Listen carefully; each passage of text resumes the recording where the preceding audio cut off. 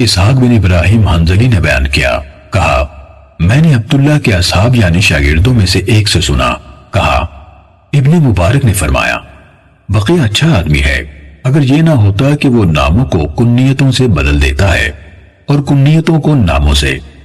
وہ ایک زمانے تک ہمیں ابو سعید وحازی سے روایتیں سناتا رہا، ہم نے اچھی طرح غور کیا تو وہ عبد القدوس نکلا۔ صحیح مسلم حدیث نمبر 81۔ عبد الرزاق کہتے ہیں میں نے ابن مبارک کو ایسا کرتے نہیں دیکھا کہ وہ کھل کر اپنی یہ بات یعنی رائے کہہ دیں کہ فلاں جھوٹا ہے، سوائے عبد القدوس کے میں نے انہیں خود یہ کہتے سنا کہ وہ جھوٹا ہے۔ صحیح مسلم حدیث نمبر 82۔ عبداللہ بن عبد الرحمن دارمی نے مجھ سے بیان کیا، کہا میں نے ابو نعیم سے سنا اور انہوں نے معلّہ بن عرفان کا ذکر کیا اور کہا اس نے کہا ہم سے ابو وائل نے بیان کیا، کہا صفین میں ابن مسعود رضی اللہ عنہ ہمارے سامنے نکلے تو ابو نعیم نے کہا ان کے بارے میں تمہاری رائے ہے کہ وہ موت کے بعد دوبارہ زندہ ہو گئے تھے۔ صحیح مسلم حدیث نمبر 83۔ عفان بن مسلم سے روایت ہے، کہا ہم اسماعیل بن علیہ کے ہاں تھے تو ایک آدمی نے ایک دوسرے آدمی سے روایت بیان کی، میں نے کہا وہ مضبوط یعنی ثقہ کا ہم پلہ نہیں، تو اس آدمی نے کہا تم نے اس کی غیبت کی ہے۔ اسماعیل کہنے لگے انہوں نے اس کی غیبت نہیں کی بلکہ حکم یعنی فیصلہ بیان کیا ہے، وہ ثبت نہیں ہے۔ صحیح مسلم حدیث نمبر 84۔ بشر بن عمر نے ہم سے بیان کیا، کہا میں نے امام مالک بن انس سے محمد بن عبد الرحمن کے بارے میں پوچھا جو سعید بن مسیب سے حدیث روایت کرتا ہے، تو انہوں نے کہا وہ ثقہ نہیں۔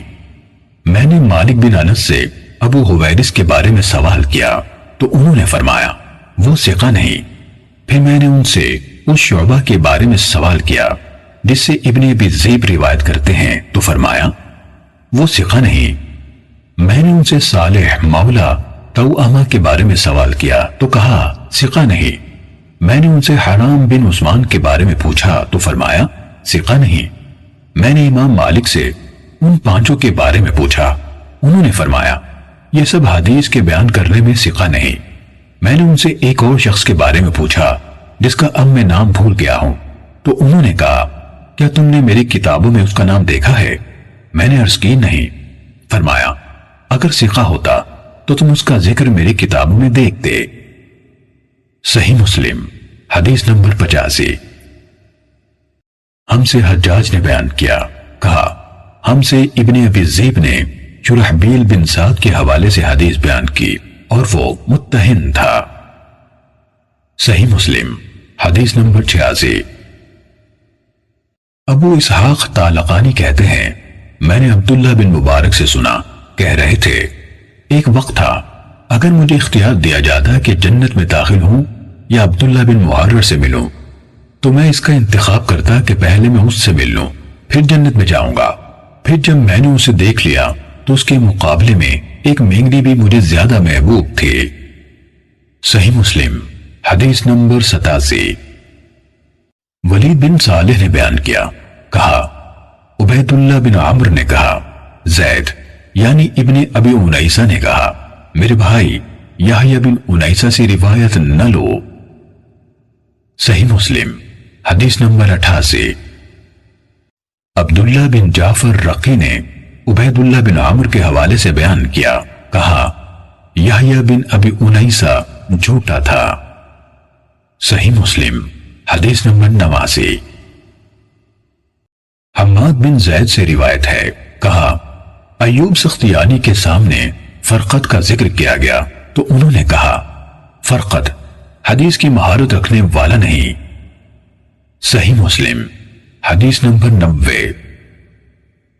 مجھ سے عبد الرحمن بن بشر عبدی نے بیان کیا، کہا میں نے یحییٰ بن سعید قطان سے سنا جب ان کے سامنے محمد بن عبداللہ بن عبید بن عمیر لیثی کا ذکر کیا گیا تو انہوں نے اسے انتہائی ضعیف قرار دیا۔ امام یحییٰ سے کہا گیا کیا یہ یعقوب بن عطا سے بھی زیادہ ضعیف ہے؟ کہا ہاں۔ پھر کہا میں نہیں سمجھتا کہ کوئی ایک انسان بھی محمد بن عبداللہ بن عبید بن عمیر سے روایت کر سکتا ہے۔ صحیح مسلم حدیث نمبر 91۔ بن حکم نے بیان کیا، کہا میں نے یحییٰ بن سعید قطان سے سنا، انہوں نے حکیم بن جبیر اور عبد الاعلی کو ضعیف قرار دیا، اور اسی طرح یحییٰ نے موسیٰ بن دینار کو بھی ضعیف قرار دیا اور کہا اس کی بیان کردہ حدیث ہوا جیسی ہے، اور موسیٰ بن دہقان اور عیسیٰ بن ابی عیسیٰ مدنی کو بھی ضعیف قرار دیا۔ کہا اور میں نے حسن بن عیسیٰ سے سنا، کہہ رہے تھے مجھ سے ابن مبارک نے فرمایا تم جب جریر کے پاس پہنچو تو 3 راویوں کی احادیث کے سوا اس کا سارا علم لکھ لینا، عبیدہ بن معتب، سری بن اسماعیل اور محمد بن سالم کی احادیث اس سے نہ لکھنا۔ صحیح مسلم حدیث نمبر 92۔